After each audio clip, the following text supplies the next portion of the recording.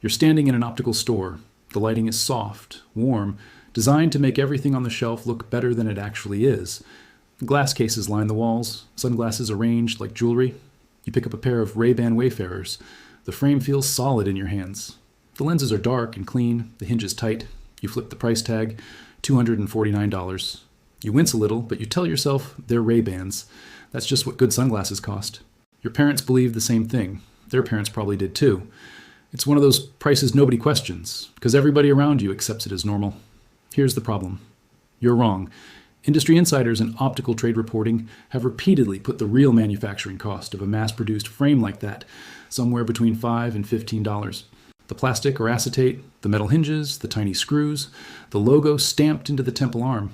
All of it, roughly the price of a decent lunch. So why are you paying $249 for something that might cost $15 to build? Not quality, not material science, not some secret research lab hidden in Milan. The real reason is control. One company designs and manufactures a huge share of the eyewear on shelves worldwide. That same company owns many of the retail chains that sell it. That same company runs one of the 2 largest vision insurance plans in the United States. And that same company owns brands you probably assumed were competing with each other. This has been happening quietly for more than 60 years, while roughly half the human population on Earth needs some form of corrective lens and pays whatever number ends up on the tag in front of them. The company at the center of this is EssilorLuxottica. The man who laid its foundation was an orphan from Milan who started with nothing but a set of hand tools. And a manufacturing city in eastern China that most people outside the industry have never heard of is now producing roughly half the lenses on the planet and quietly rewriting the economics of what ends up on your face. If you're into stories about hidden monopolies and the forces slowly cracking them open, hit subscribe, because that's exactly the territory we cover. Leonardo Del Vecchio was born in Milan on May 22, 1935, the youngest of 4 siblings. His father, a fruit merchant who had emigrated from Puglia to Milan, died months before Leonardo was even born. His mother, left to raise 4 children alone in post-war Italy, couldn't support all of them. At age 7, Leonardo was placed in an orphanage. He wasn't adopted out to a new family.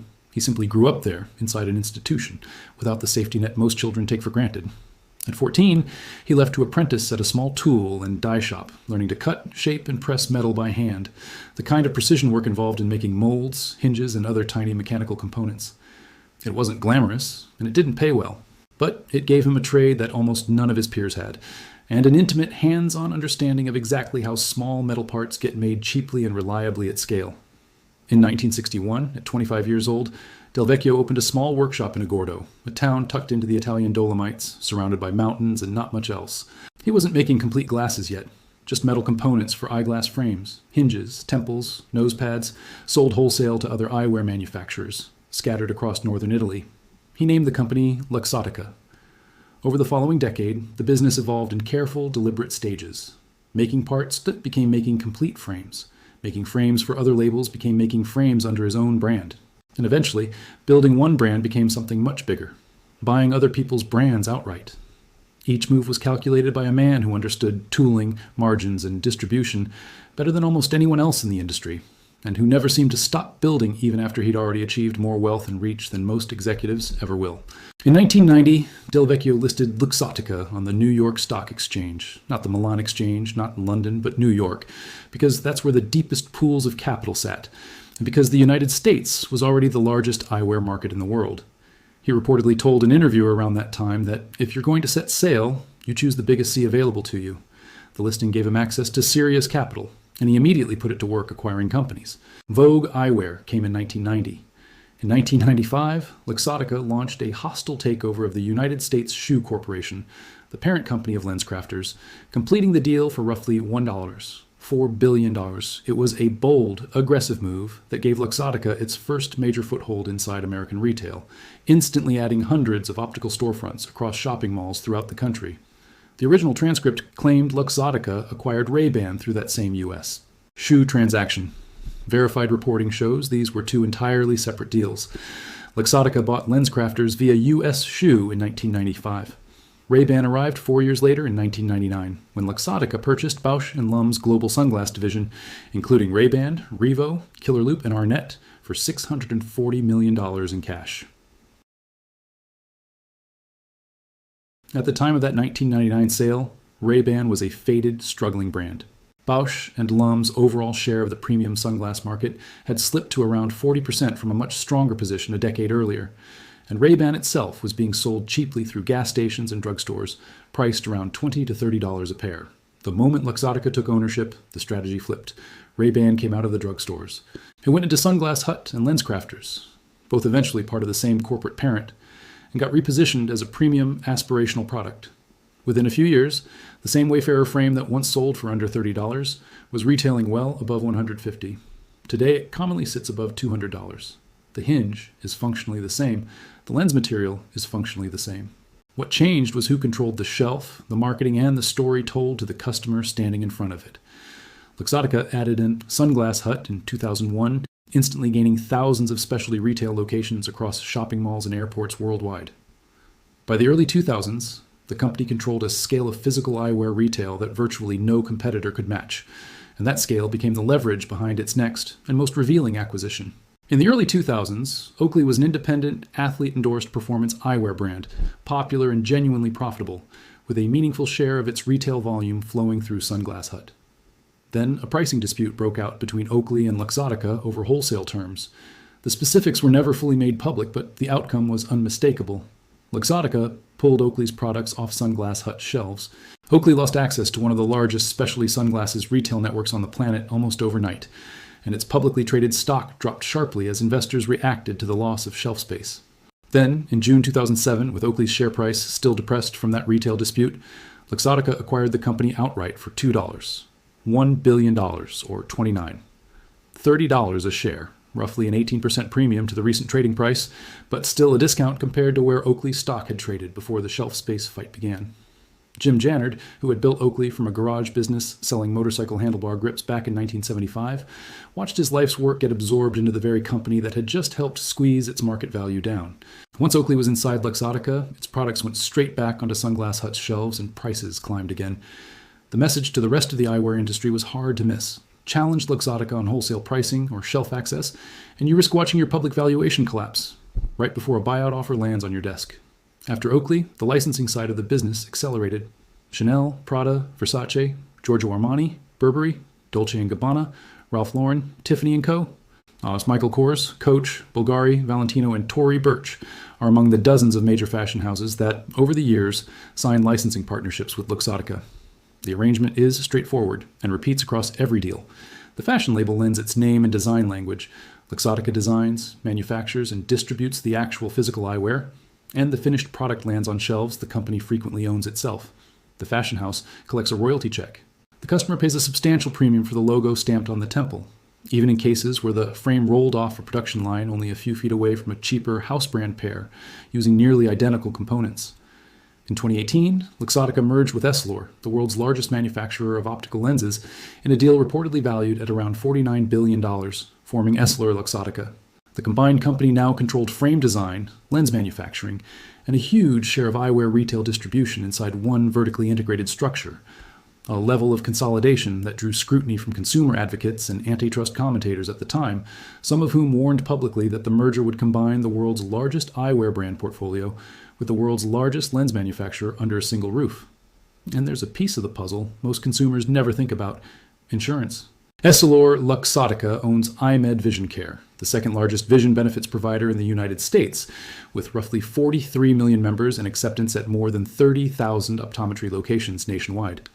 When your employer's benefits plan tells you frames are covered up to a certain dollar amount at participating retailers, there's a genuine possibility that the company underwriting that insurance benefit, the retail chain redeeming it, and the manufacturer that built the actual product are all subsidiaries of the same corporate parent.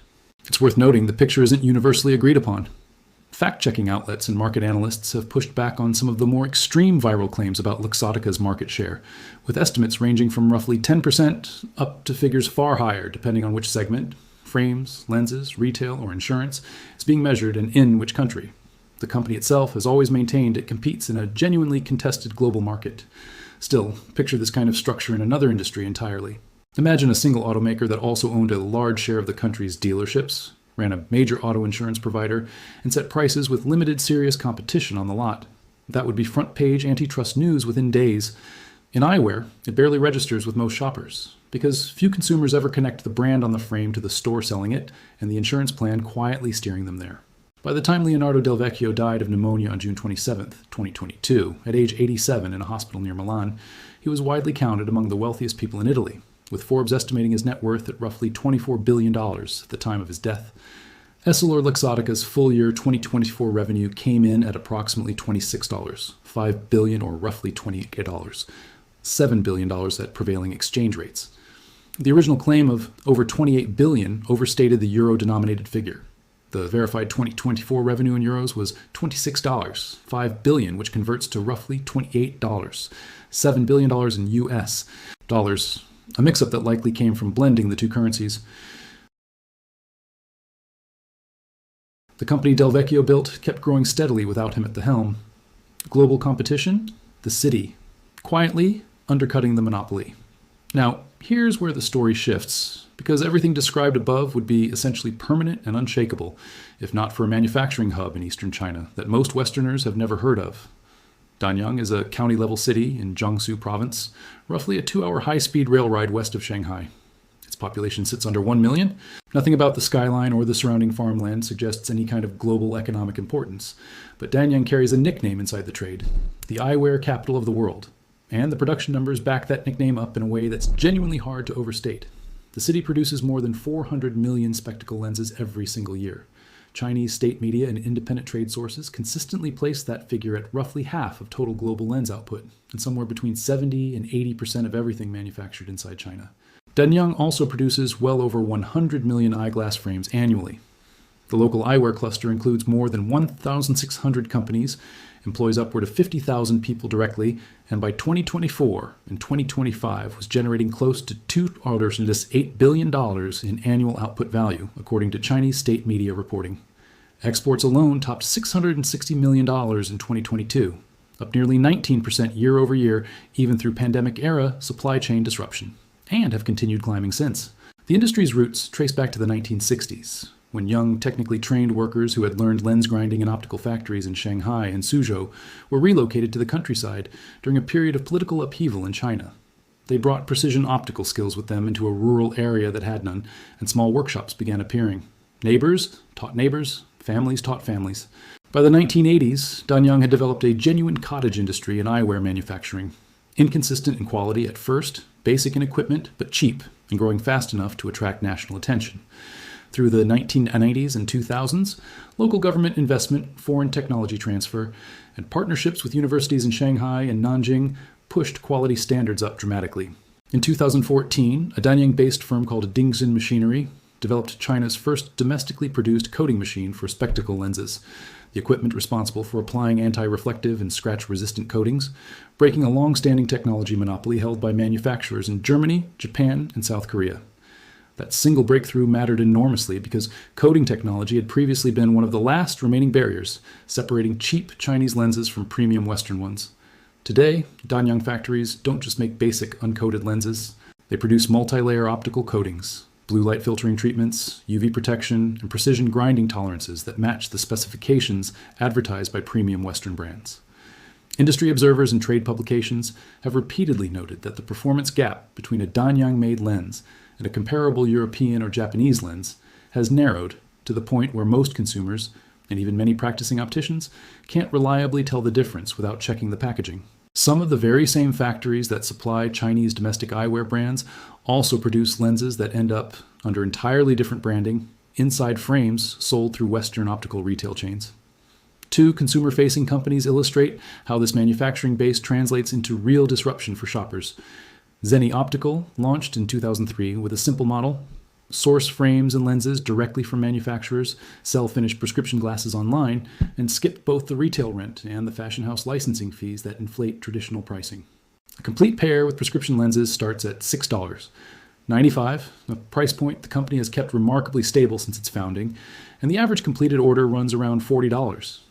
By 2023, Zenni had sold more than 51 million pairs of glasses. Not a niche online curiosity, but a legitimate mass-market alternative built entirely on direct access to low-cost, increasingly high-quality overseas manufacturing. Warby Parker took a different route into the same disruption. Founded in 2010 by 4 classmates at the University of Pennsylvania's Wharton School, the company built a stylish, direct-to-consumer eyewear brand, selling prescription glasses online starting around $95 before eventually expanding into more than 200 physical retail stores across the US and Canada. It went public via a direct listing on the New York Stock Exchange on September 29, 2021, priced at a $40 per share reference value, implying a roughly $5 billion valuation.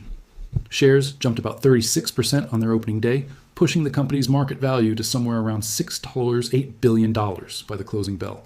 Warby Parker never came close to dethroning the dominant incumbent, but it proved something the traditional industry had long assumed wasn't true. Given a credible, fairly priced alternative with real design appeal, consumers will actually switch. Here's the detail that makes this whole story click into place. If you buy a pair of Ray-Ban Wayfarers at a Sunglass Hut for $249, then go home and order a similarly spec'd pair from an online retailer for $25, there's a genuine possibility that both sets of lenses were manufactured in Danyang, potentially in the same industrial district, on comparable equipment, sourced from similar raw glass and coating materials. Factories there generally don't care whose logo ends up laser etched onto the temple arm. They sell finished lenses in bulk to whichever buyer places the order, and their per-unit margin barely shifts whether the final retail product sells for $300 or $15. The only variable that changes dramatically along the way is what the end customer at the register is actually charged. You're not paying that extra couple $100 for meaningfully better optical performance. You're largely paying for a brand name, a retail experience under flattering showroom lighting, and a pricing structure that has held firm for roughly 6 decades because, until fairly recently, there simply wasn't a credible, well-marketed way around it. The gap only survives because most shoppers never see the factory floor, and the industry built entirely around that gap has every incentive to keep it that way. That's beginning to change. Online eyewear sales have grown at double-digit percentage rates globally over the past several years. In the United States, the share of prescription glasses purchased online has climbed from under 3% around 2015 to somewhere in the range of 15 to 20% by the mid-2020s, with adoption skewing heavily toward younger buyers who are more comfortable ordering eyewear sight unseen and considerably less emotionally attached to the assumption that glasses have to cost hundreds of dollars. Every percentage point that shifts toward online purchasing is, functionally, a percentage point moving outside Essilor-Luxottica's owned retail footprint and insurance steering system. None of this means the incumbent giant is collapsing anytime soon. Essilor-Luxottica posted roughly $26, $5 billion in revenue for 2024, still commands by far the largest single share of the global eyewear market, and continues pushing into adjacent categories, including smart glasses through its ongoing partnership with Meta on Ray-Ban Smart Eyewear, which reportedly sold well over 1 million units in 2024 alone and has continued expanding production capacity since. Company leadership has publicly talked about scaling that smart glasses line into the tens of millions of units within a few years, betting that the next battleground in eyewear won't be price at all. But which company controls the cameras, microphones, and AI assistants built into the frame itself? This is not, by any reasonable measure, a company in crisis. But the underlying pattern here echoes what's already played out across other industries when an entrenched, vertically integrated monopoly runs headfirst into internet-based distribution and low-cost overseas manufacturing at the same time. The recorded music industry initially dismissed digital piracy and streaming as a passing phase. Traditional taxi operators dismissed ride-hailing apps as a gimmick that wouldn't scale. Legacy bookstores dismissed online retail as a novelty aimed at a small, price-obsessed niche. In every one of those cases, the disruption that was supposed to stay marginal eventually stopped staying marginal. Eyewear may be following a similar arc, just on a slower timeline, partly because the incumbent here also happens to own the insurance layer that keeps steering customers back toward its own storefronts. More than half the people on this planet need some form of corrective lens to see clearly. For decades, a meaningful share of them paid prices largely set by one vertically integrated company that manufactured the product, owned a huge share of the stores that sold it, and in the US, Caspar ran a major piece of the insurance plan that helped cover the bill. An orphan from Milan, who grew up with nothing and learned to shape metal by hand, built that entire system piece by piece over more than 60 years, almost entirely without most everyday consumers ever noticing the structure sitting quietly underneath the brand names on the shelf. Now, a manufacturing city of under 1 million people in eastern China is producing lenses of genuinely comparable quality for a fraction of the price and shipping them directly to anyone with an internet connection and a valid prescription. Consumers, especially younger ones, are increasingly asking the exact question the traditional retail model depended on nobody asking out loud. Why does this actually cost what it costs? The honest answer, once you actually trace the supply chain from factory floor to storefront, is fairly straightforward. It cost that much, partly because one company spent 60 years building the infrastructure that made it cost that much, and for most of that time there simply wasn't a visible, trustworthy alternative sitting right next to it. That's no longer entirely true, and the gap is narrowing every year that online eyewear sales keep climbing. Go back to that optical counter one more time, the warm lighting. The $249 Wayfarers sitting in your hand, the salesperson calling them a classic, timeless, worth the investment. You now know the frame likely costs somewhere between $5 and $15 to actually produce. You know a small number of corporate parents control an enormous share of the brands, the stores, the lenses, and in the US style, a major piece of the insurance layer too. And you know that a city you'd probably never heard of 10 minutes ago is quietly producing something close to half the lenses on Earth for a fraction of the price and shipping them straight to your front door. Put the Wayfarers back on the shelf or buy them anyway because you genuinely like how they look and you can comfortably afford it. Either choice is fine. What matters is that you're making that call with the actual picture in front of you instead of just the marketing. If this changed how you think about the things sitting on your face right now, hit subscribe. We break down hidden monopolies and the manufacturing shifts quietly dismantling them every single week. And tell us in the comments, did you already know one company controlled this much of the eyewear industry? And does knowing this change what you're willing to pay for your next pair of glasses?